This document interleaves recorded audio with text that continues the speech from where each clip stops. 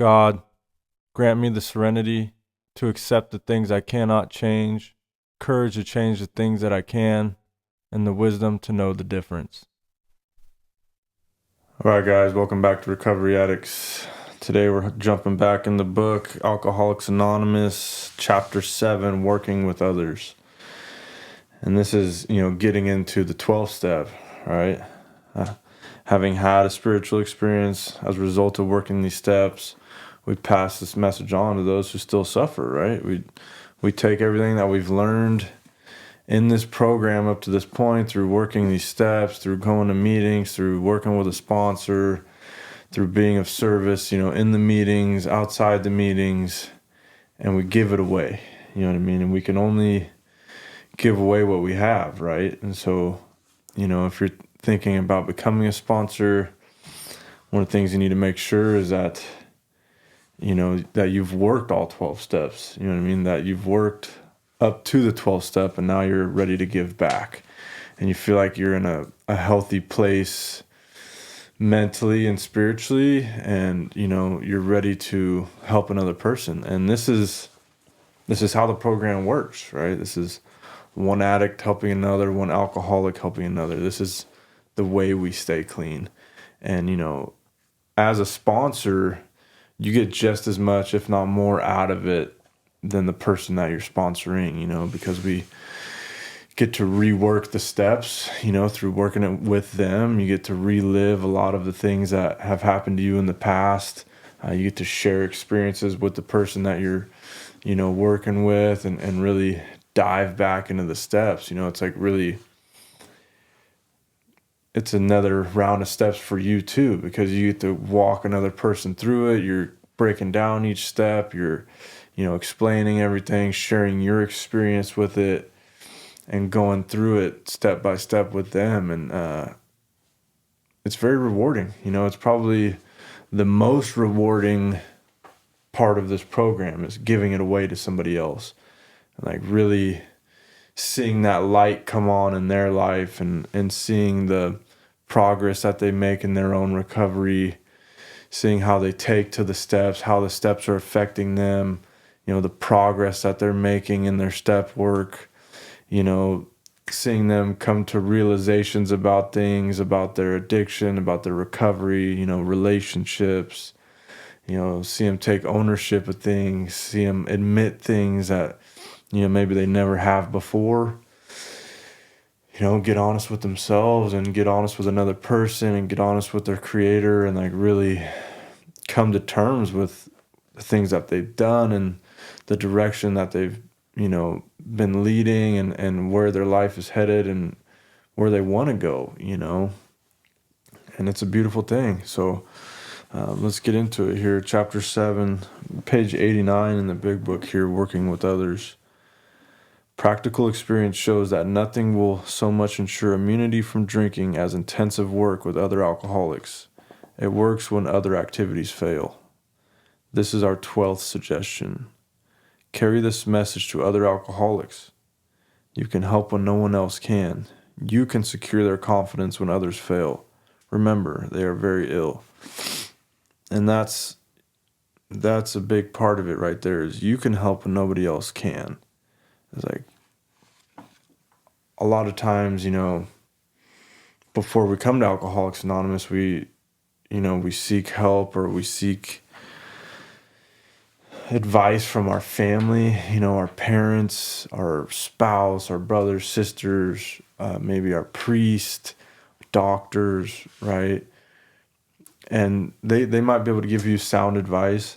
And I'm not saying that's a bad idea, but nothing works the way that sharing your experience as an alcoholic to another alcoholic works. We relate to each other more than anybody else because we have the same shared experiences. And if you're not an alcoholic, or if your relative, doctor, therapist, whatever, priest is not an alcoholic, they just can't understand what it's like to deal with alcoholism.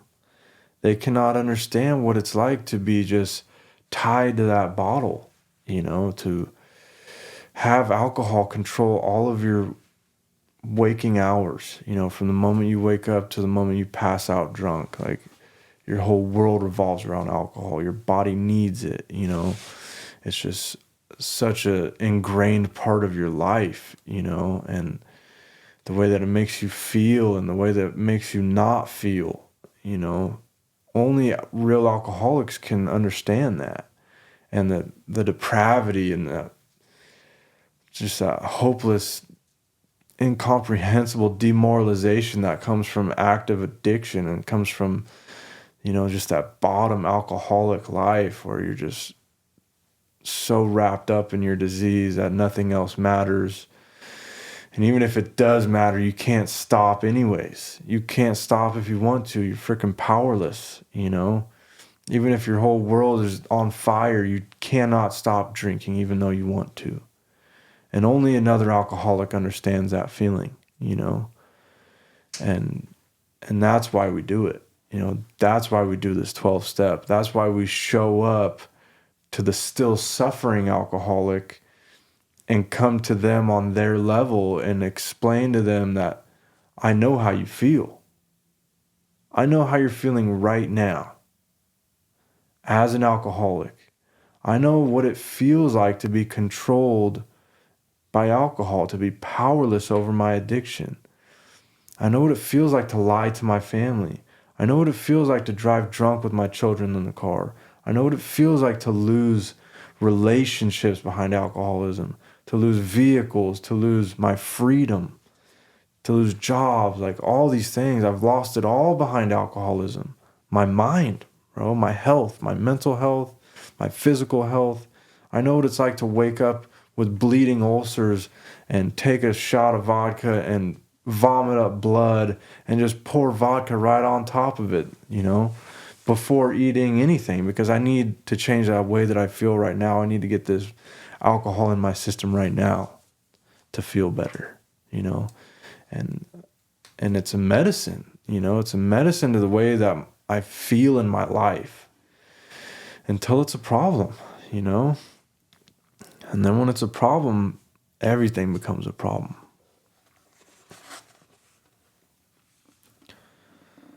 Life will take on new meaning. To watch people recover, to see them help others, to watch loneliness vanish, to see a fellowship grow about you, to have a host of friends. This is an experience you must not miss. We know you will not want to miss it. Frequent contact with newcomers and with each other is the bright spot of our lives. It brings so much meaning to your life as an addict and as an alcoholic to be able to share your experience, strength, and hope with a newcomer and to relate with them on that level and to help somebody through these steps.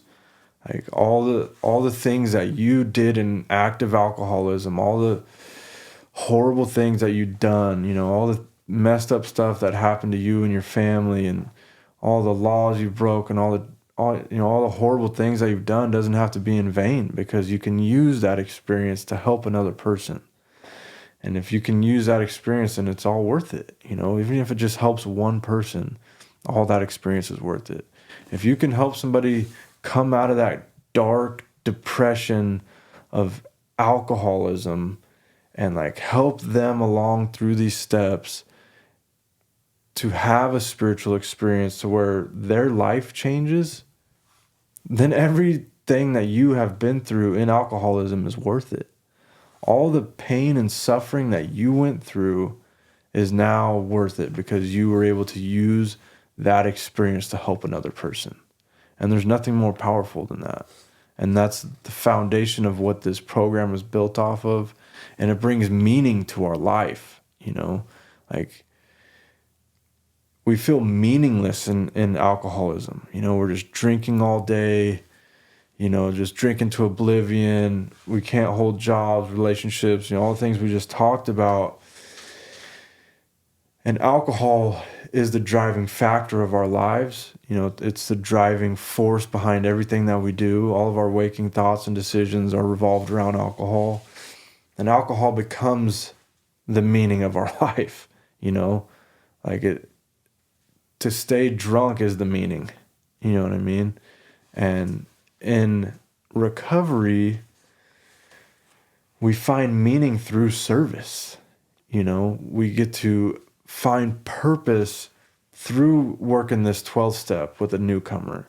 We get to find meaning in our lives through helping in these recovery meetings, by picking up trash or being a secretary or a door greeter, whatever it is. And then once we work through these steps and we become a sponsor, that's the ultimate meaning, is to pass this along to the person that's still suffering, to be the person in the room when that newcomer comes in there hurting, and you share a little piece of your experience during the meeting that makes them look at you and allows them to relate to your experience. And they come up to you after the meeting and say, hey, I really related to what you said. I wonder if we can get a cup of coffee. Boom, the door's open, right? And that's all we need, is that door to be open for them to be willing, right? And then from there, we can grow that relationship and gain the trust through sharing our experience with alcoholism with them on a one-on-one basis. And that can blossom into a sponsee relationship, and it just grows from there. Perhaps you are not acquainted with any drinkers who want to recover. You can easily find some by asking a few doctors, ministers, priests, or hospitals. They'll be only too glad to assist you. Don't start out as an evangelist or reformer. Unfortunately, a lot of prejudice exists. You'll be handicapped if you arouse it. Ministers and doctors are competent, and you can learn much from them if you wish. But it happens that because of your own drinking experience, you can be uniquely useful to other alcoholics. So cooperate, never criticize. To be helpful is our only aim. And I think those are important points there. Like, don't start out as an evangelist or reformer. And, a lot of prejudice exists. And the stigma behind alcoholism and addiction is not what it used to be. Today, people are happier getting sober. Like, we're losing so many people to drugs and alcohol now. It affects every single family everywhere, especially in this nation. And so that prejudice behind alcoholism and recovery it's not really a factor anymore. Like, people want to see you succeed. People want to see you clean up and get sober, But there is such thing as like pushing too hard on people, and like being too forceful and like pushing Christ on them too hard in the beginning and all that. And, we want to lead by example, right? It's attraction, not promotion, right? We want people to see you and the way that you speak, the way that you behave, the way that you carry yourself, and you want them to be interested in what you have done to get to this point. Especially if they know you from active addiction, now they know you in sobriety, they will see that something has changed, right? And so they'll be curious as to what has changed, and they'll want to know more, and so they'll come to you and ask you, and that is the attraction. Promotion is going around blasting people with Jesus and blasting, forcing recovery down somebody's throat that isn't ready. And, there's a difference between planting the seed and shoving that down somebody's throat, right? So it's a delicate balance there, but attraction rather than promotion. When you discover a prospect for Alcoholics Anonymous, find out all you can about him. If he does not want to stop drinking, don't waste time trying to persuade him. You may spoil a later opportunity. This advice is given for his family also. They should be patient, realizing they are dealing with a sick person. If there is any indication that he wants to stop, have a good talk with the person most interested in him, usually his wife. Get an idea of his behavior, his problems, his background, the seriousness of his condition, and his religious leanings. You need this information to put yourself in his place, to see how you would like him to approach you if the tables were turned. Sometimes it is wise to wait until he goes on a binge. The family may object to this, but unless he is in a dangerous physical condition, it is better to risk it. Don't deal with him when he is very drunk, unless he is ugly and the family needs your help. Wait for the end of the spree, or at least for a lucid interval. Then let his family or friend ask him if he wants to quit for good, and if he would go to any extreme to do so. If he says yes, then his attention should be drawn to you as a person who has recovered. You should be described to him as one of a fellowship who, as part of their own recovery, try to help others and who will be glad to talk to him if he cares to see you.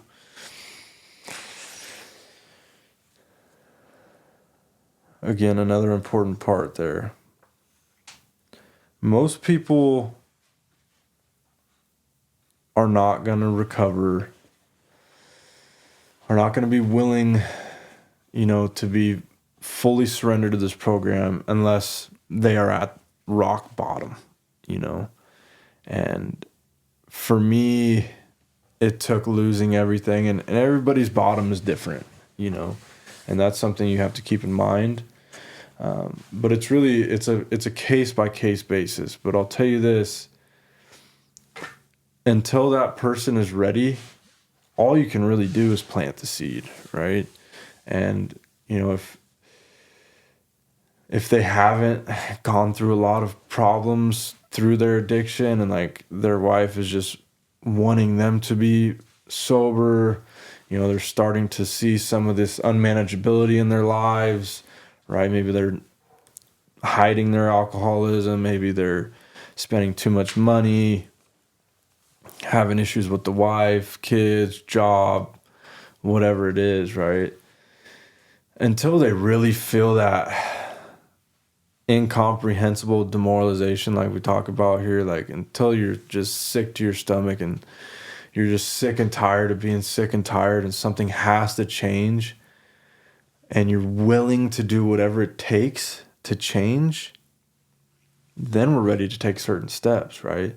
But until we get to that point, it's like, for me, if I had any room to escape, I was going to try to escape first, and I had to go through all these motions. I had to trade alcohol for drugs. I traded alcohol for weed, and like tried working some of the steps. I tried going to therapy. I got acupuncture. I did all kinds of stuff, dude.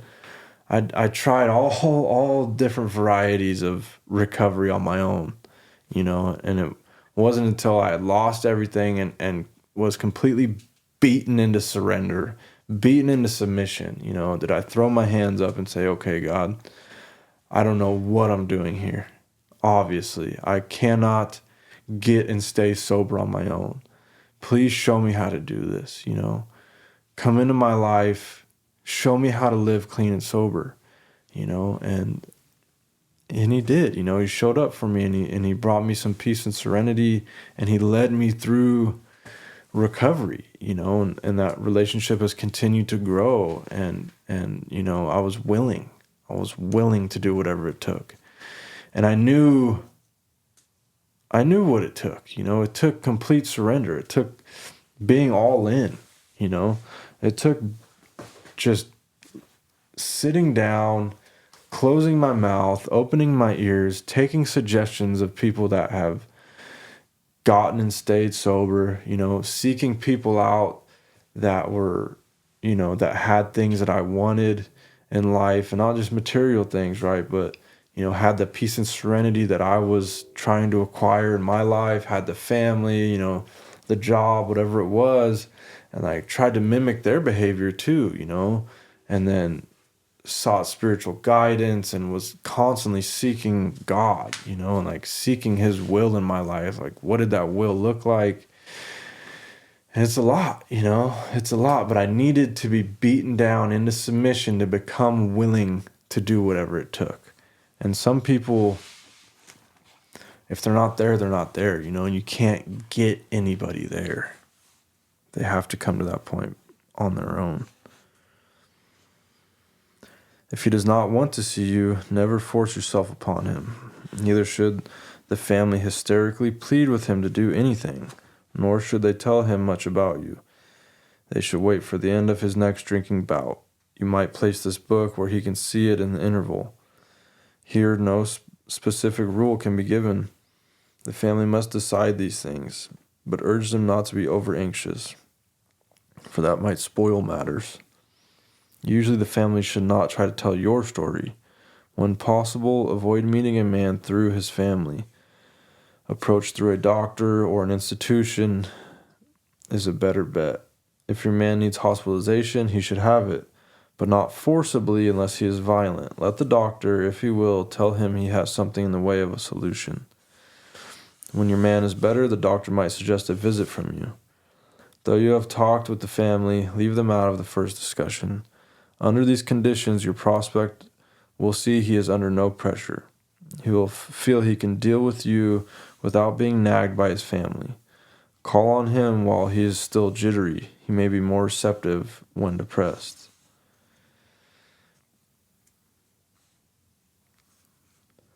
And again, it has to be his decision, right? You don't want him to feel pressured by his family, because you can't get sober for anybody else.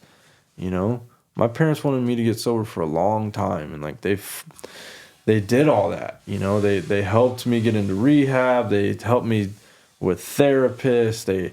My dad introduced me to Narcotics Anonymous, like all these things, and I was willing to play along, because I knew I had a problem and I did want something better for my life, but I wasn't ready yet.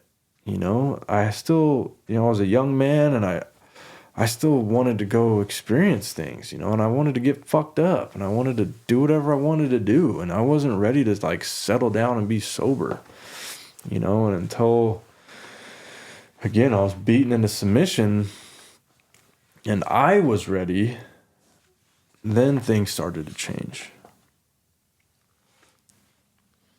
See your man alone if possible. At first, engage in general conversation. After a while, turn the talk to some phase of drinking. Tell him enough about your drinking habits, symptoms, and experiences to encourage him to speak about himself. If he wishes to talk, let him do so. You will thus get a better idea of how you can proceed. If he is not communicative, give him a sketch of your drinking career up to the time you quit, but say nothing for the moment of how that was accomplished. If he is in a serious mood, dwell on the troubles liquor has caused you, being careful not to moralize or lecture. If his mood is light, tell him humorous stories of your escapades. Get him to tell some of his. And yeah, this is all just like breaking down the walls, right? Break down these walls. You want to relate to them. You got to know your room, right? Know the crowd. Like, what's this guy about? What's his story? You get the background from the family. And this is somebody that you don't know, right? Is what they're talking about. And, you want to get as much information as you can, and then just kind of play the role, and being vulnerable yourself is crucial, like telling him your experience first and being vulnerable, like tell him some of the dark stuff, tell him some of the funny stuff, like however his mood is, play to that, right? And carry the conversation and share your experience with alcoholism so that he knows that you are an alcoholic, right? You got to qualify first with him. Talk to him about your drinking, about how it started, where it went, where it ended. You don't even need to talk about how you got sober, but let him know that you've been sober for this amount of time.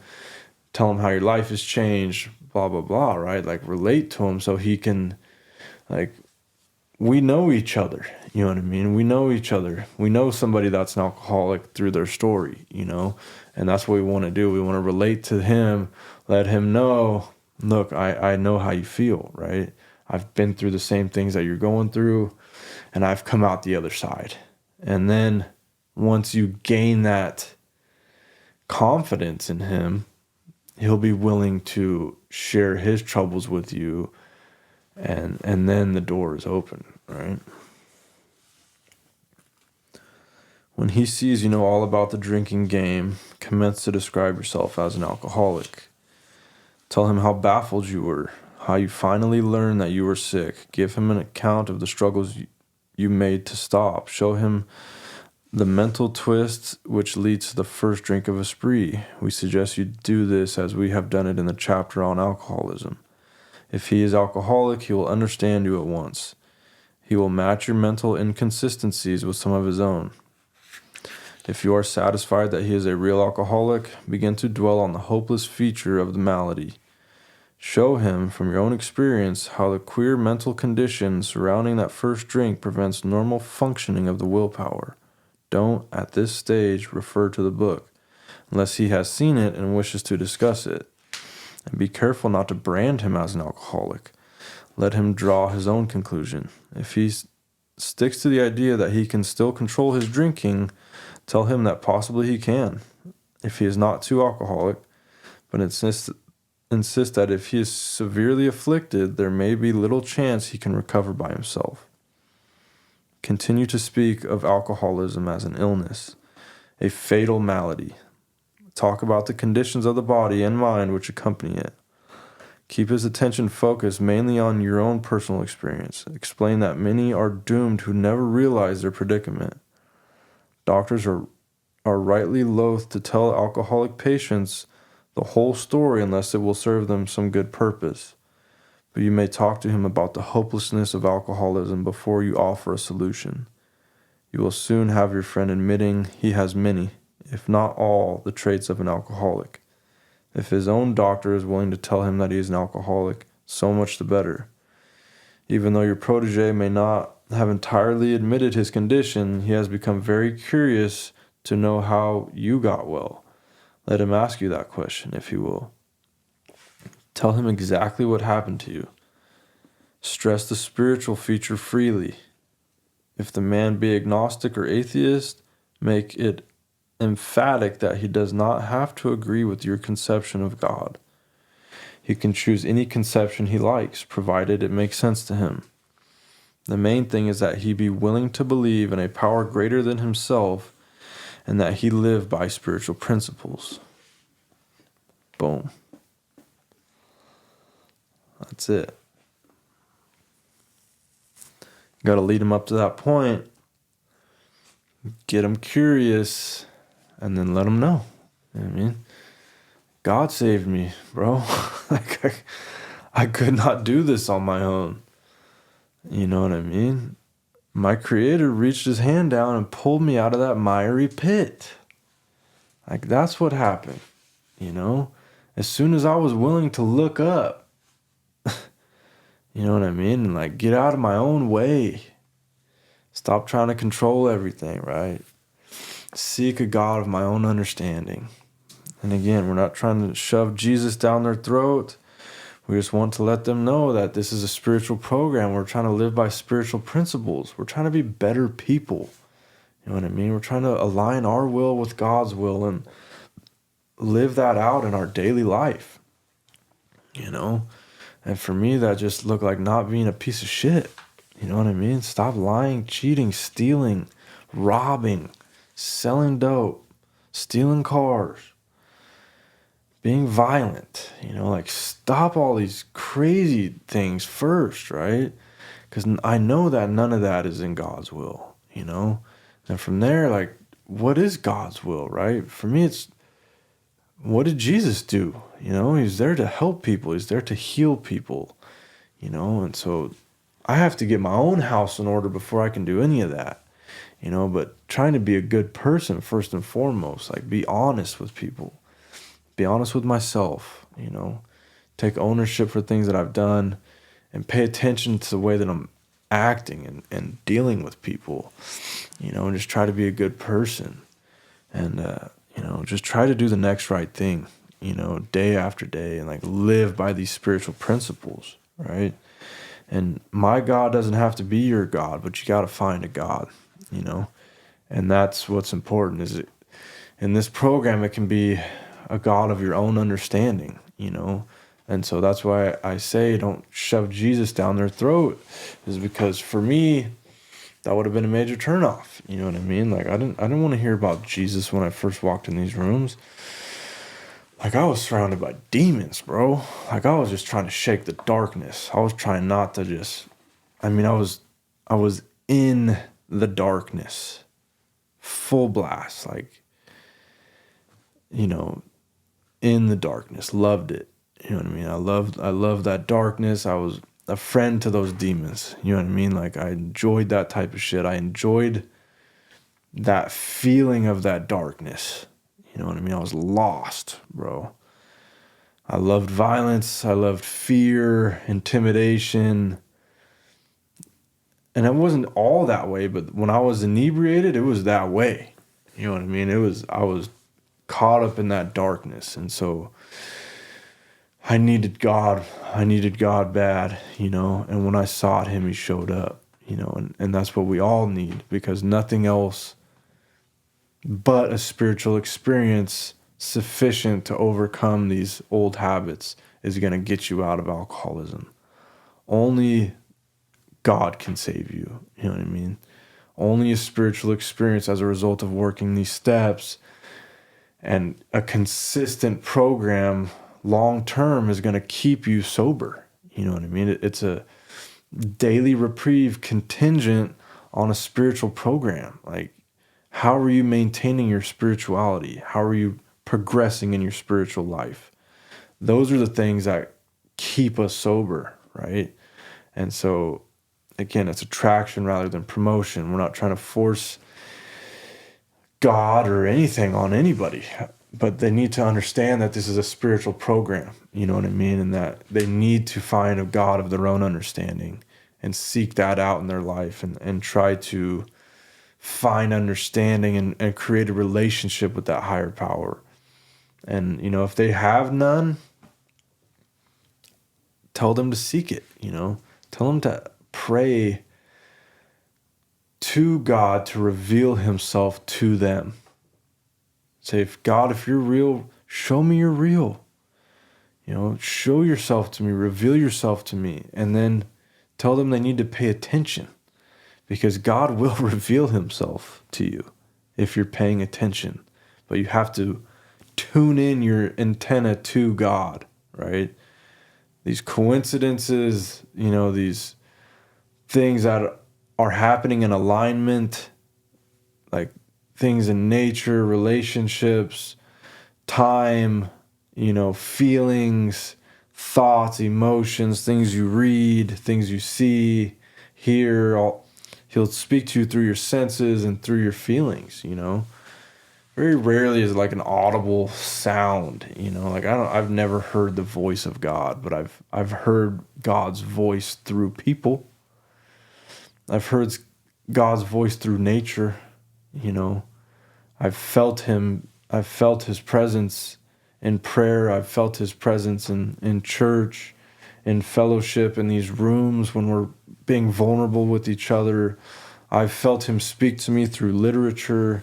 You know, certain things will be highlighted, you know, in what I'm reading, whether it's the Bible or you know, these recovery books or whatever I'm reading, like certain things will stick out to you, and that's how God talks to you, you know. You'll be listening to a song and a certain lyric will stand out to you, and that's how God talks to you. You know what I mean? Or it could be a feeling, an emotion, you know, that you get while you're out on a walk in nature or whatever it is. Like the beauty in art, you know, it could be anything. Beauty in your lover's eyes, like looking at your baby, like that's how God will speak to you. But you have to be open to it. You got to be able to tune into that. And it's a seeking, you know. Seek and ye will find, right? Knock and the door will be open to you. If you keep that door shut and you don't believe and you don't want to believe, you're not going to find God. All you're going to see is what's going on around you. You know, and everything's going to be random and you know, you're not going to feel it. But if you earnestly seek him, he will show himself to you.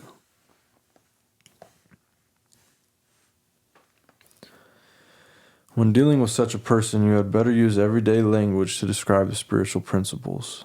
There is no use arousing any prejudice he may have against certain theological terms and conceptions about which he may already be confused. Don't raise such issues, no matter what your own convictions are. Your prospect may belong to religious denominations. His religious education and training may be far superior to yours. In that case, he is going to wonder how you can add anything to what he already knows. But he will be curious to learn why his own convictions have not worked and why yours seem to work so well. He may be an example of the truth that faith alone is insufficient. To be vital, faith must be accompanied by self-sacrifice and unselfish constructive action. That's it, right? Faith without works is dead. Let him see that you are not there to instruct him in religion. Admit that he probably knows more about it than you do, but call to his attention the fact that however deep his faith and knowledge, he could not have applied it, or he would not drink. Perhaps your story will help him see where he has failed to practice the very precepts he knows so well.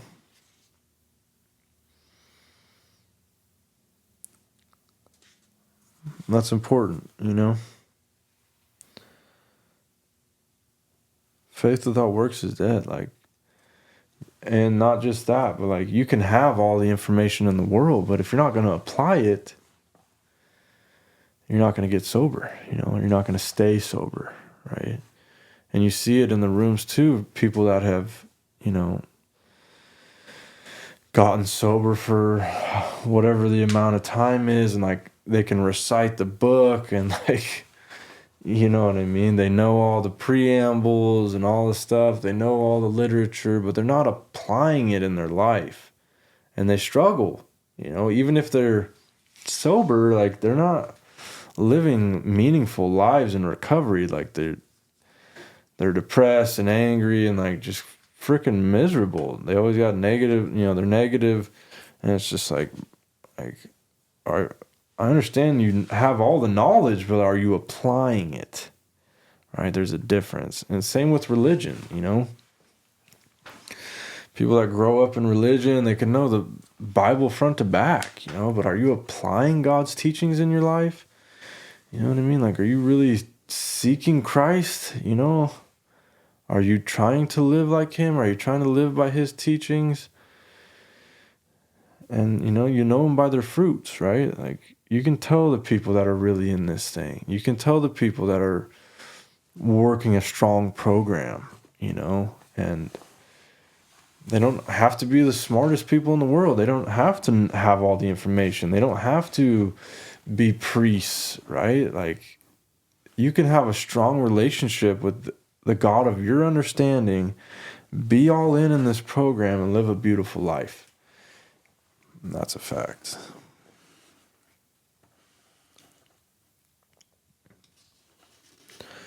We represent no particular faith or denomination. We are dealing only with the general principles common to the most denominations. Outline the program of action, explaining how you made a self-appraisal, how you straightened out your past, and how you are now endeavoring to be helpful to him. It is important for him to realize that your attempt to pass this on to him plays a vital part in your own recovery. Actually, he may be helping you more than you are helping him. Make it plain he is under no obligation to you, that you only hope that he will try to help other alcoholics when he escapes his own difficulties. Suggest how important it is that he place the welfare of other people ahead of his own. Make it clear that he is not under pressure, that he needn't see you again if he doesn't want to. You should not be offended if he wants to call it off, for he has helped you more than you have helped him. If your talk has been sane, quiet, and full of human understanding, you have perhaps made a friend. Maybe you have disturbed him about the question of alcoholism. This is all to the good. The more hopeless he feels, the better. He will be more likely to follow your suggestions. And, in my experience, I've had a lot of sponsees. Not a lot, but, I'd say more than I can remember. And only a couple of them have stayed sober, and some of them have liked the way that I've done these steps. Some of them don't, and, they just kind of fall off. And like some of them have stuck around and stayed sober, but not under my sponsorship, right? We're under no obligation. I'm just trying to give you what I have.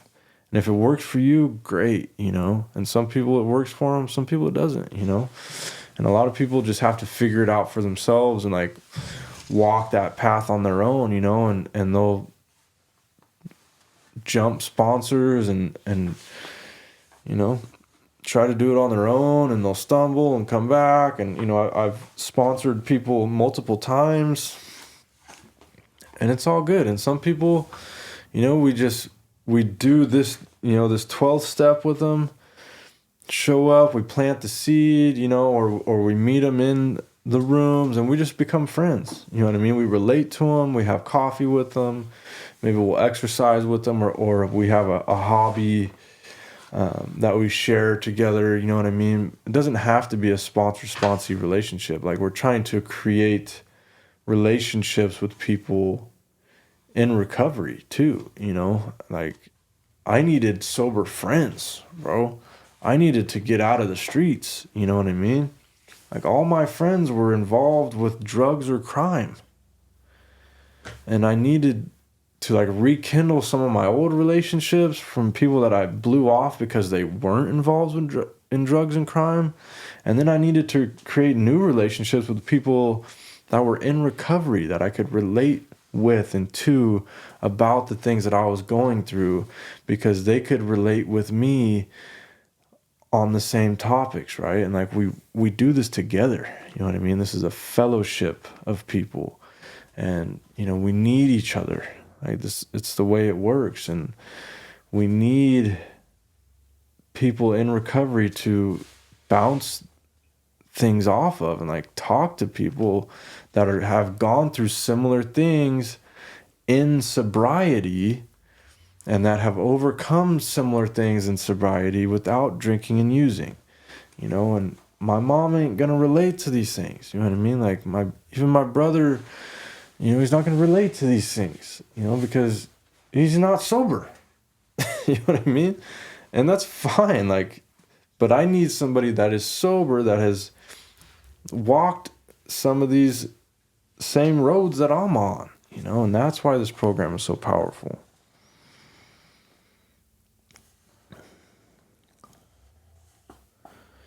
Your candidate may give reasons why he need not follow all of the program. He may rebel at the thought of a drastic house cleaning which requires discussion with other people. Do not contradict such views. Tell him you once felt as he does, but you doubt whether you would have made much progress had you not taken action. On your first visit, tell him about the fellowship of Alcoholics Anonymous. If he shows interest, lend him a copy of this book. If your friend wants to talk further about himself, do not wear out your welcome. Give him a chance to think it over. If you do stay, let him steer the conversation in any direction he likes. Sometimes a new man is anxious to proceed at once, and you may be tempted to let him do so. This is sometimes a mistake. If he has trouble later, he is likely to say that you rushed him. You will be most successful with alcoholics if you do not exhibit any passion for crusade or reform. Never talk down to an alcoholic from any moral or spiritual hilltop. Simply lay out the kit of spiritual tools for his inspection. Show him how they worked with you. Offer him friendship and fellowship. Tell him that if he wants to get well, you will do anything to help. If he is not interested in your solution, if he expects you to act only as a banker for his financial difficulties or a nurse for his sprees, you may have to drop him until he changes his mind. This he may do after he gets hurt some more. If he is sincerely interested and wants to see you again, ask him to read this book in the interval. After doing that, he must decide for himself whether he wants to go on. He should not be pushed or prodded by you, his wife, his friends. If he's to find God, the desire must come from within.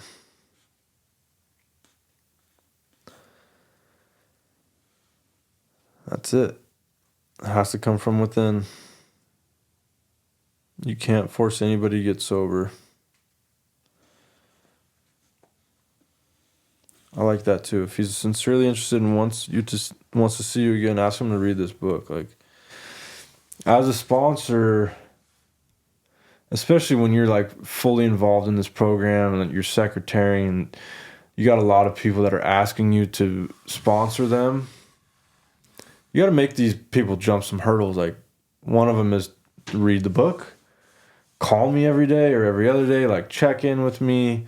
We're meeting weekly. We're doing, step work this day every week. We're checking in. You got to make them work for it, right? Faith without works is dead, right? And I don't want to waste my time with people that aren't serious about it either, and that's not forcing people into recovery. That's me holding boundaries with people and making sure, like, because people think they want it and they might actually want it, but they're not willing to put the work in, and it takes work. You're not going to get what I have by just coming to meetings. You're not going to get recovery by osmosis. You're not going to get recovery just by listening to my podcast. Like, you have to figure out what has gone on. You know what I mean? Like, you need to do the internal work to figure out where things went wrong. Like, how did I get to this point where I'm at the liquor store at 6 a.m. every day? How did I get to this point where I'm losing my job because I can't stay sober, because I smell like alcohol on the clock? How did I get to this point where I'm in jail for beating my wife again?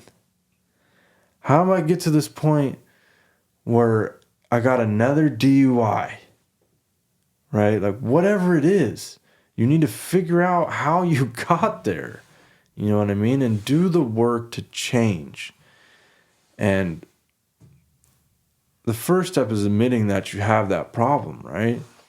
And then you start to get to work, and dive in and figure it out, and seek that change. Seek God and like seek understanding. And you got to put the work in. You're not just going to get it by sitting around.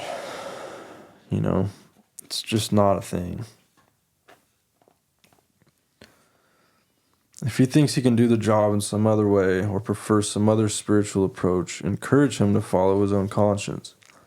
We have no monopoly on God. We merely have an approach that worked with us.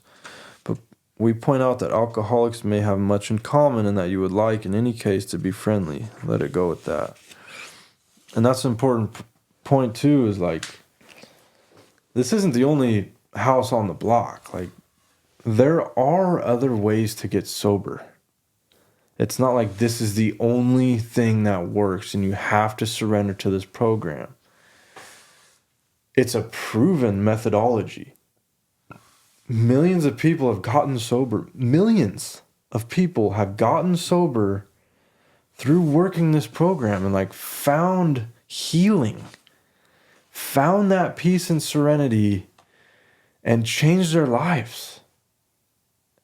And stay sober long term and live out a good life until they die. And that was enough for me. Like, especially after trying all these different routes, I needed something that was going to work. And I knew that this program worked because I had seen people get sober through this program. And I had seen people in these rooms that were genuinely happy, that I knew weren't happy before. Like, I had seen some of them in active alcoholism, miserable. I had done time with them. I had drank with them. You know what I mean? Like, I had seen it. And I had seen them recover and get that peace and serenity. And I had seen their lives change. And I wanted that, bro. I wanted it. I wanted it for a long time.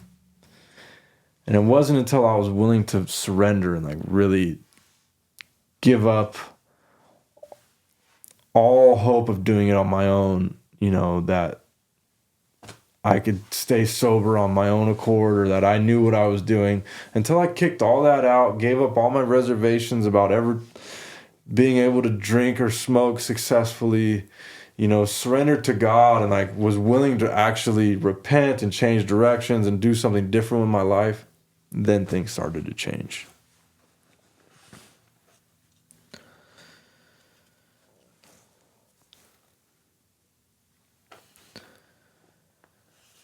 Do not be discouraged if your prospect does not respond at once. Search out another alcoholic and try again. You are sure to find someone desperate enough to accept with eagerness what you offer. We find it a waste of time to keep chasing a man who cannot or will not work with you. If you leave such a person alone, he may soon become convinced that he cannot recover by himself. To spend too much time on anyone's situation is to deny some other alcoholic an opportunity to live and be happy. One of our fellowship failed entirely with his first half dozen prospects. He often says that if he had continued to work with them, he might have deprived many others who have since recovered of their chance. Suppose now you are making your second visit to a man. He has read this volume, and he says he's prepared to go through with the 12 steps of the program of recovery. Having had the spiritual experience yourself, you can give him much practical advice. Let him know you are available if he wishes to make a decision, and tell his story, but do not insist upon it if he prefers to consult someone else. He may be broke and homeless. If he is, you might try to help him about getting a job, or give him a little financial assistance.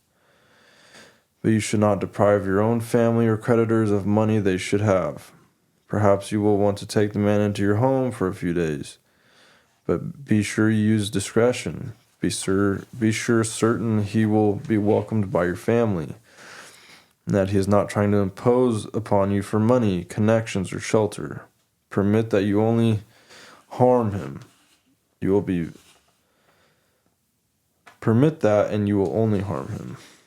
You will be making it possible for him to be insincere. You may be aiding in his destruction rather than his recovery.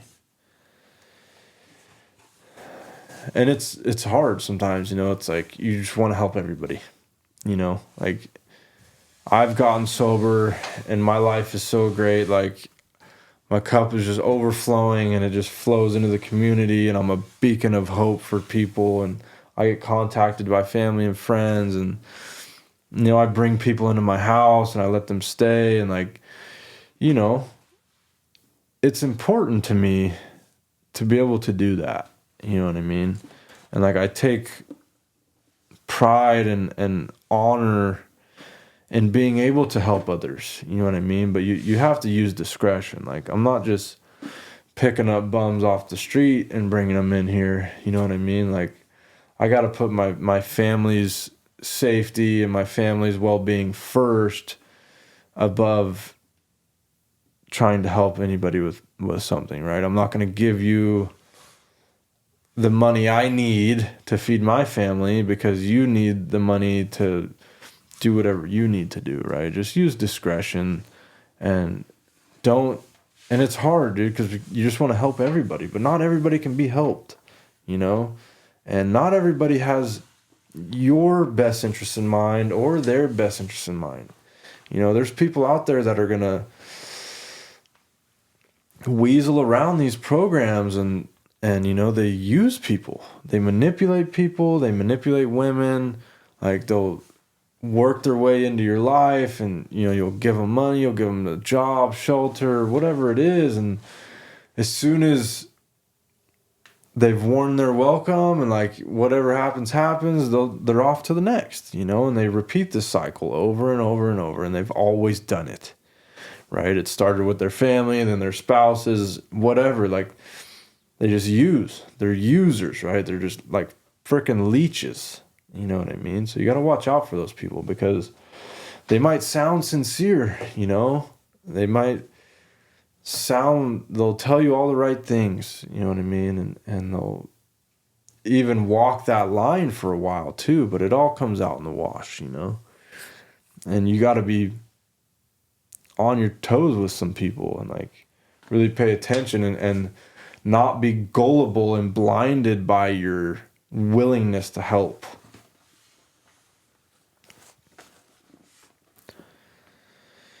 You may be aiding in his destruction rather than his recovery. Never avoid these responsibilities, but be sure you are doing the right thing if you assume them. Helping others is the foundation stone of your recovery. A kindly act once in a while isn't enough. You have to act the Good Samaritan every day if need be. It may mean the loss of many nights' sleep, great interference with your pleasures, interruptions to your business. It may mean sharing your money and your home, counseling frantic wives and relatives, innumerable trips to police courts, sanitariums, hospitals, jails, and asylums.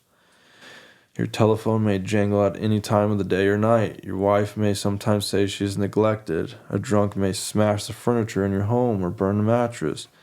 You may have to fight with him if he's violent. Sometimes you will have to call a doctor and administer sedatives under his direction. Another time you may have to send for the police or ambulance. Occasionally you'll have to meet such conditions.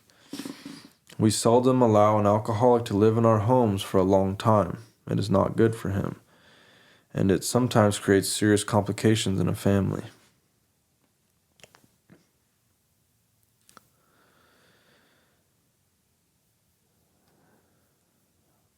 It's about being willing to help, and like when your heart is in it and your heart's in the right place, you just want to help people, you want to give away what you got,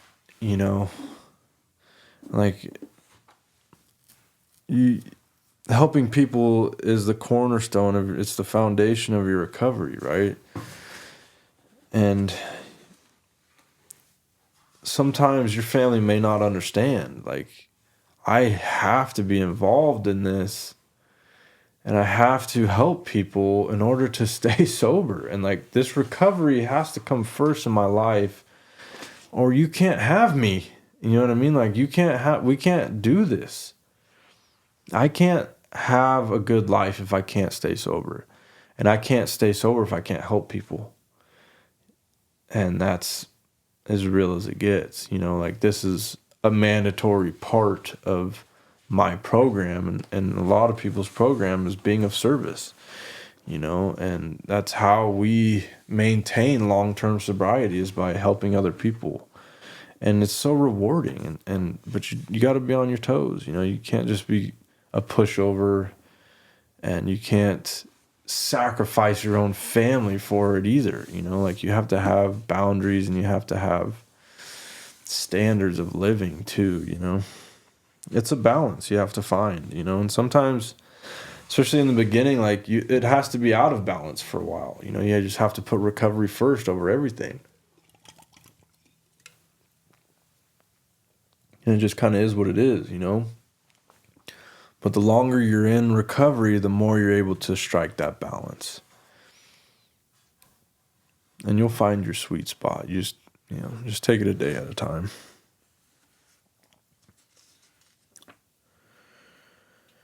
Though an alcoholic does not respond, there's no reason why you should neglect his family. You should continue to be friendly to them.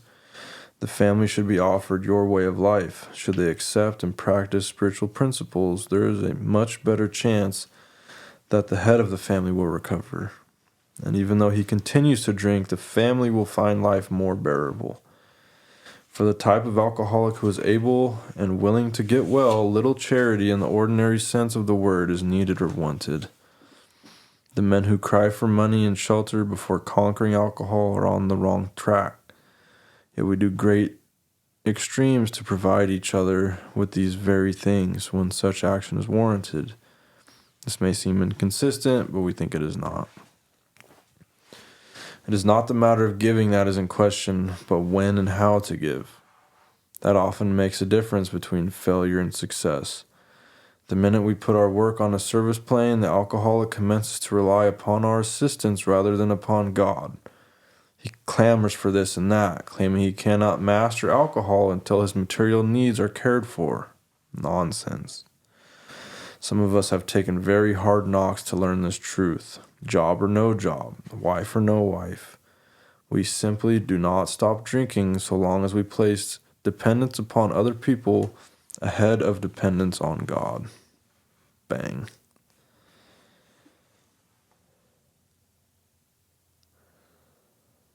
And a lot of people think like, you know,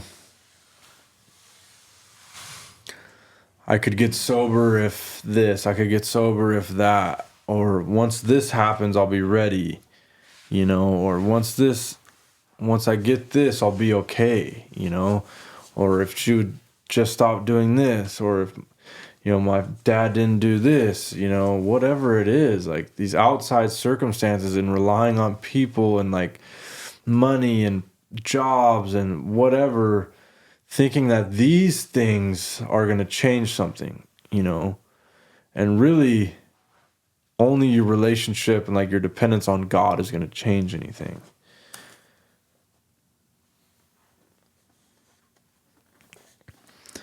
Burn the idea into the consciousness of every man that he can get well regardless of anyone. The only condition is that he trusts God and clean house. Now, the domestic problem. There may be divorce, separation, or just strained relations.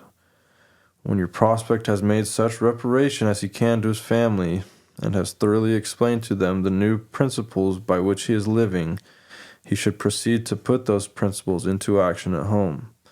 That is, if he is lucky enough to have a home. Though his family be at fault in many respects, he should not be concerned about that. He should concentrate on his own spiritual demonstration. Argument and fault finding are to be avoided like the plague. In many homes, this is a difficult thing to do, but it must be done if any results are to be expected. If persisted in for a few months, the effect on a man's family is sure to be great. The most incompatible people discover that they have a basis upon which they can meet.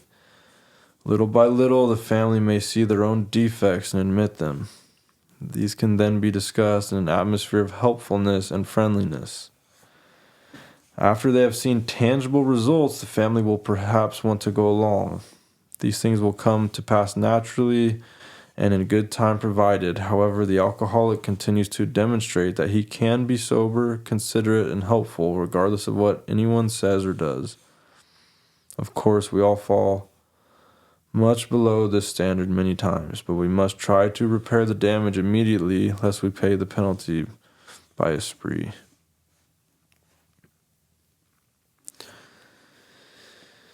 It's about you, you know? It's about you. Like, you have to fix yourself, right? Trust God and clean house. In those orders, you know, you need to put that faith in God and then do the work, you know, and actually change, right? Like, actually change. And just be worried about yourself, especially in the beginning. Like, don't worry about what your wife and family are doing. Don't try to make this about them, right? This is about you. You're the problem, and you need to be the solution. You know, like, you need to figure out what's happened and work through it and make yourself better and then lead them by your example. You know, be the leader of your family. Like, show them that you're capable of living clean and sober, and then show them the real you, you know, and like make up for the things that you've done in the past and change your behavior and show them love and compassion and understand that like you have caused wreckage here. You know what I mean? You have potentially traumatized your children. You have created distrust between you and your wife or you and your family or whoever it is. Like, you can't just expect them to change and like trust you overnight, especially if this isn't the first go around, you know? Like, it took me years to get sober. And I told my parents and people that cared about me the same story for years. Like, that I'm sincere this time, that this is going to change. And I was sincere. I just didn't have things in order and hadn't taken this thing serious enough to change yet. And they will see over time the change, and it just takes time. You know what I mean? And I understood that when I finally got sober. Like, I was in jail, the first year of my sobriety, and I remember my mom coming to visit me and telling her about how I was feeling and telling her about my plans and sobriety, and her just kind of having like this look on her face like, I've heard this before. And like, she wanted to believe me. You know what I mean? Like, she wanted what I was saying to be true, but she had heard it before. And that's the thing, is like, and I knew that.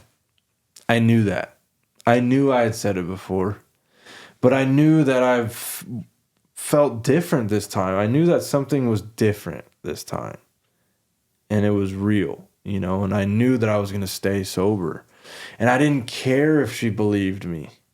You know what I mean? Like, I knew I was going to be sober, and I knew things were about to change, and were changing and had changed already. You know what I mean? And I knew the trajectory my life was going on, and it didn't matter what anybody else thought. I was going to live this way, and I was going to show them that I was serious. You know what I mean? And that's what it's about, is showing them. Don't talk about it, be about it. And they'll know, it just takes time, dude. It takes time to heal those wounds. You know what I mean? But you can heal those wounds.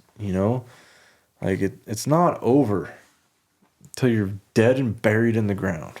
You still have an opportunity to change if you're alive, and it's possible. It really is possible.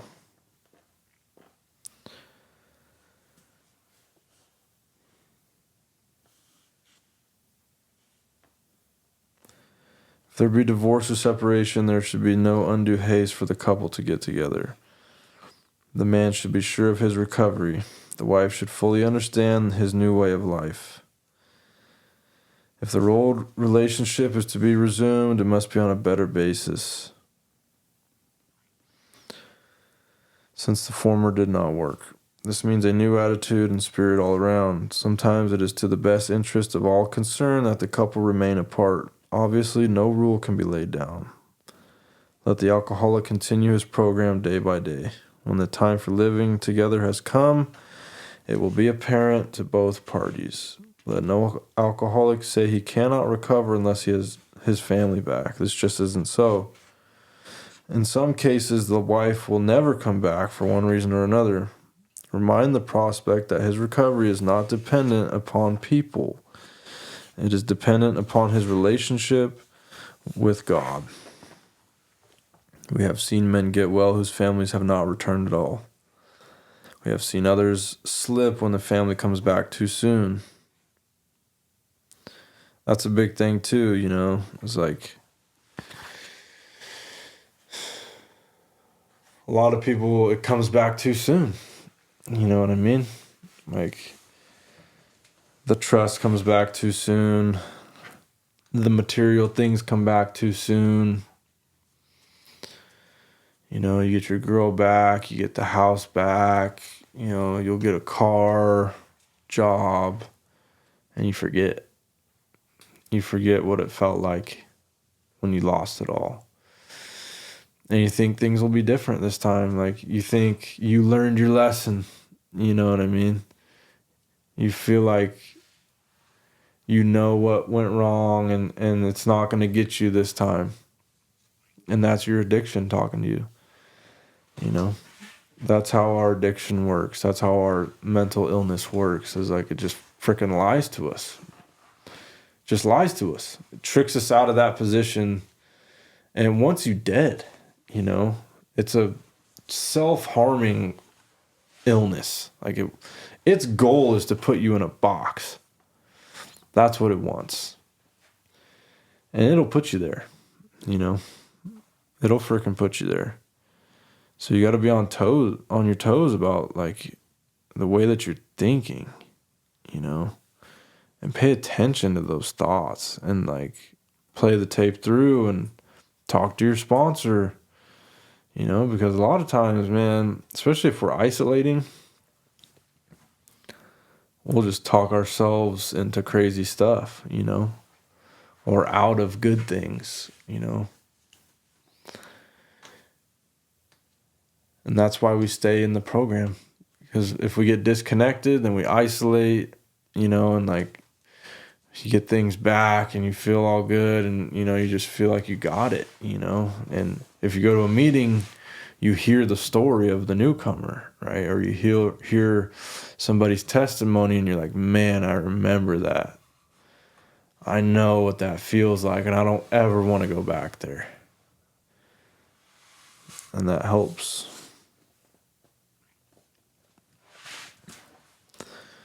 Both you and the new man must walk day by day in the path of spiritual progress. If you persist, remarkable things will happen. When we look back, we realize that the things which came to us when we put ourselves in God's hands were better than anything we could have planned.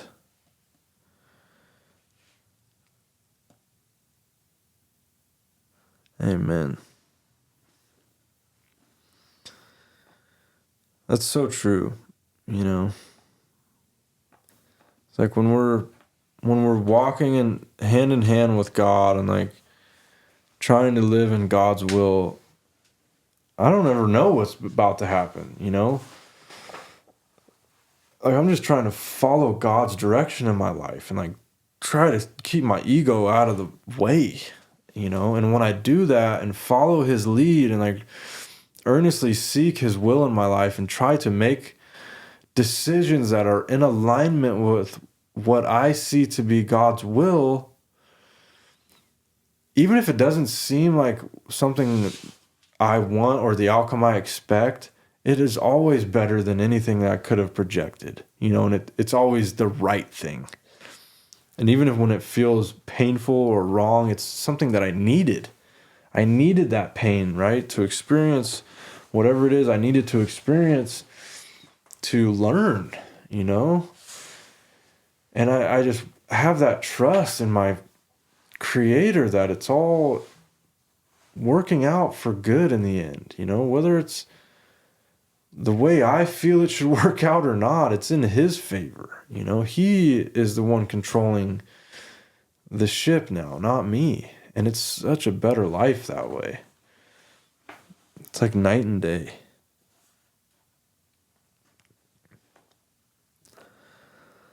Follow the dictates of a higher power, and you will presently live in a new and wonderful world, no matter what your present circumstances. When working with a man and his family, you should take care not to participate in their quarrels. You may spoil your chance of being helpful if you do, but urge upon a man's family that he has been a very sick person and should be treated accordingly. You should warn against arousing resentment or jealousy. You should point out that his defects of character are not going to disappear overnight. Show them that he has entered upon a period of growth, and ask them to remember, when they are impatient, the blessed fact of his sobriety. If you have been successful in solving your own domestic problems, tell the newcomer's family how that was accomplished. In this way, you can set them on the right track without becoming critical of them. The story of how you and your wife settled your difficulties is worth any amount of criticism. Assuming we are spiritually fit, we can do all sorts of things alcoholics are not supposed to do. People have said, we must not go where liquor is served. We must not have it in our homes. We must shun friends who drink. We must avoid moving pictures which show drinking scenes. We must not go into bars. Our friends must hide their bottles if we go to their houses. We mustn't think or be reminded of alcohol at all. Our experience shows that this is not necessarily so.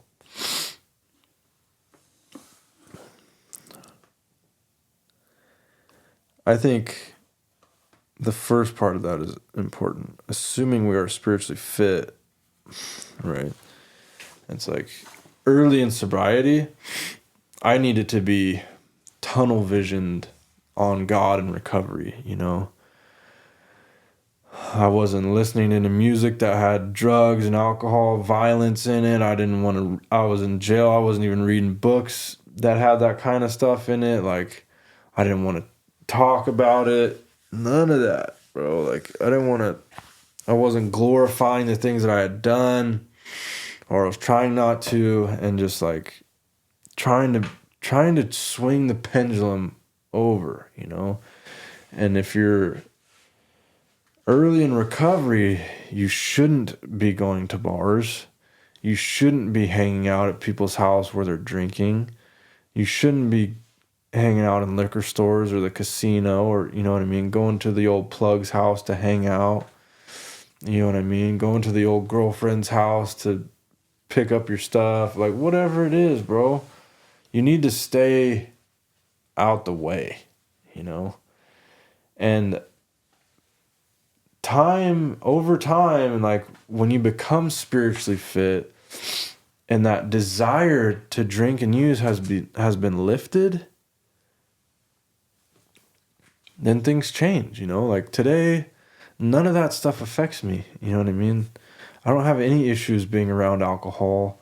I have no desire to drink and use. Like my life is so much better in sobriety. Like, I'm so incredibly blessed that alcohol and drugs are not going to make anything better. I know that. You know what I mean? Like, I understand. I've come to the point of understanding, and I've given up all reservations. I don't want it. I don't want that life anymore. This is the life I've always wanted. You know what I mean? And I've gotten it in sobriety, in recovery, and I don't care for alcohol at all. Like, it doesn't affect me. You know what I mean? Like, I don't have any problems being where alcohol is, where drugs are, any of that. You know what I mean? It no longer has a hold of me the way that it used to. And it's because I'm spiritually fit, and it's because I have recovery, and I have an active program of recovery, right? If you don't, and you're early in sobriety, you need to be careful.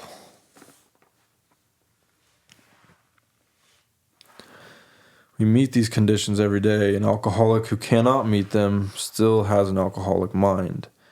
There's something the matter with his spiritual status. His only chance for sobriety would be someplace like the Greenland ice cap. And even there, an Eskimo might turn up with a bottle of scotch and ruin everything. Ask any woman who has sent her husband to distant places on the theory he would escape the alcohol problem.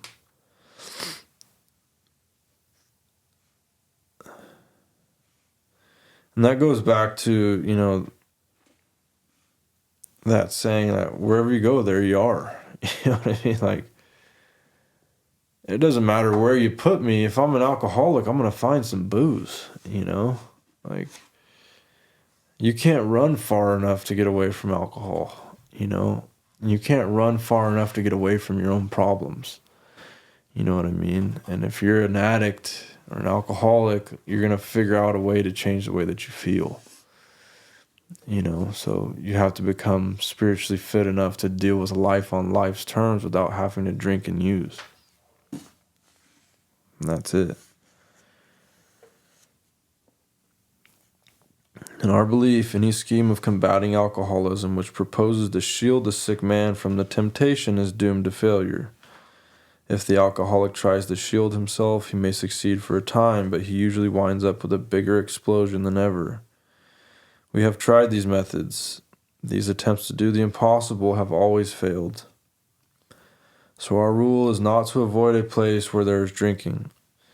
If we have a legitimate reason for being there, that includes bars, nightclubs, dances, receptions, weddings, even plain ordinary whoopee parties. To a person who has had experience with an alcoholic, this may seem like tempting providence, but it isn't. You will note that we made an important qualification. Therefore, ask yourself on each occasion, have I any good social, business, or personal reason for going to this place? Or am I expecting to steal a little vicarious pleasure from the atmosphere of such places?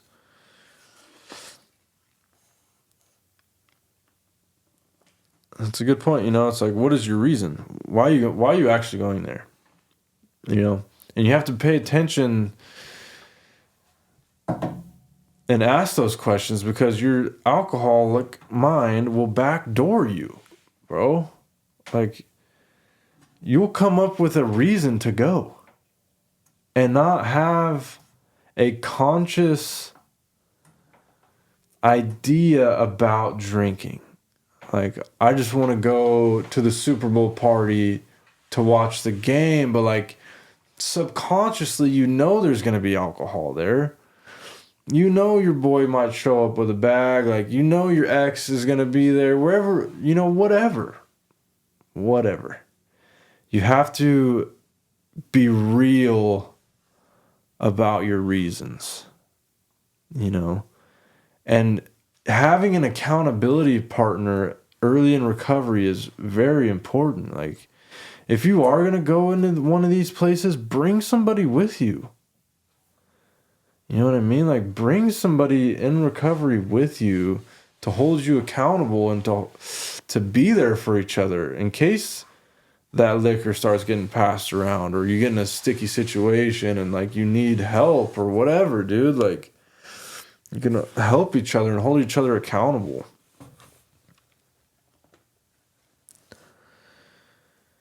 If you answer these questions satisfactorily, you need have no apprehension. Go or stay away, whichever seems best. But be sure you are on solid spiritual ground before you start, and that your motive is going is thoroughly good. Do not think of what you will get out of the occasion. Think of what you can bring to it.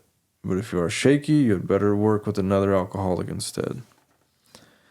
Why sit with a long face in places where there is drinking, sighing about the good old days?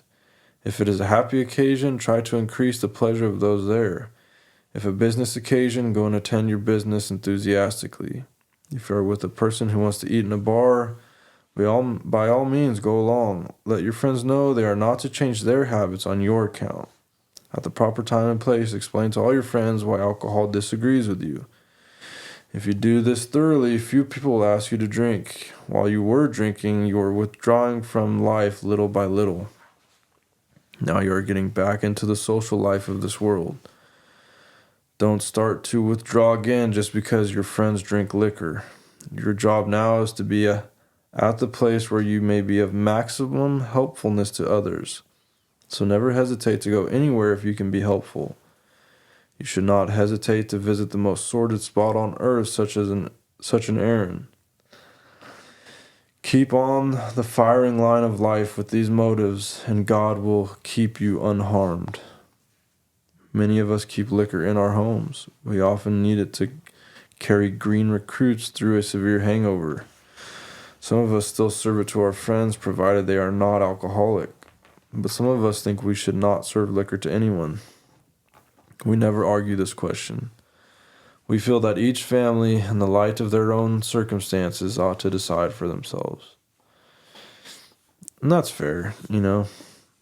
We don't keep liquor in our house. You know, this is a sober house, but I'll provide beer to my family if we're having an event or, you know, like a wedding, things like people drink at our wedding. Alcohol is not the problem. You know what I mean? Alcohol is what it is. It's just alcohol, right? Drugs are drugs. Like, same with guns, like, or anything. The thing is not the problem. The person using it is the problem, right? So if I have a problem, I'm not going to drink alcohol. But just because I have a problem doesn't mean that you're going to have a problem, right? Now, I don't think anybody should drink alcohol, you know? I don't think it's good for anybody, you know? And I definitely am not going to, you know, allow it in my household and let my children know that it's okay, because I don't think that it is. I think it hurts people way more than it helps them, you know? And it causes a lot of problems in families. It causes a lot of problems in society, you know? And I think it's a poison, and I don't think anybody should drink, you know? But I'm not going to judge people for drinking, you know what I mean? And if that's what people want to do, everybody is their own sovereign human being, and they're going to make the decisions that they want to make. And I'm okay with that, you know? It's just not for me anymore. It doesn't help me anymore, and it doesn't help my family. We are careful never to show intolerance or hatred of drinking as an institution. Experience shows that such an attitude is not helpful to anyone. Every new alcoholic looks for this spirit among us and is immensely relieved when he finds we are not witch burners.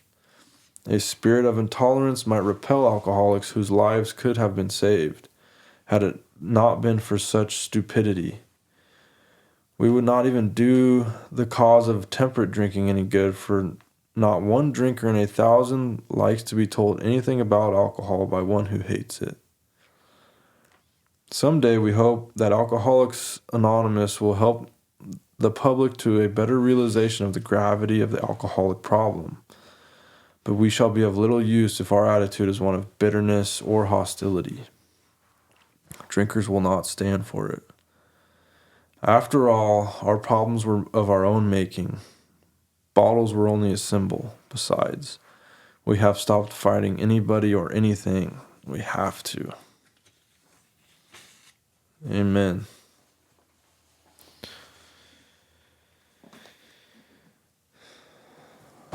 You know, in a nutshell, I feel like a lot of that is attraction rather than promotion, right? It's like, be the example, be the example to the alcoholic who's still suffering, show them that there is a way out, relate to them on their level, on the alcoholic level, share your experience, strength, and hope with them, and be the guiding light in their recovery, Don't try to force things down their throat, but show them what has worked for you. Let them know what hasn't worked for you. Let them know how this program works, how the steps work, how the steps have worked for you, how they've changed your life, changed your perspective, how having a spiritual experience as a result of these steps has changed your life and changed the direction of everything in your life. Explain to them the harms of alcohol, of the harms of continuing down this path,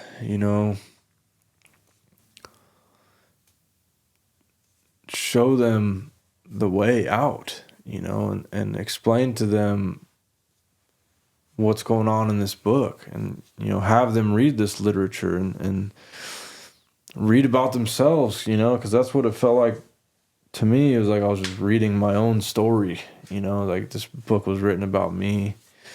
And if they're a real alcoholic, they'll feel the same way. So it's a beautiful thing, and we'll continue on this journey. Amen.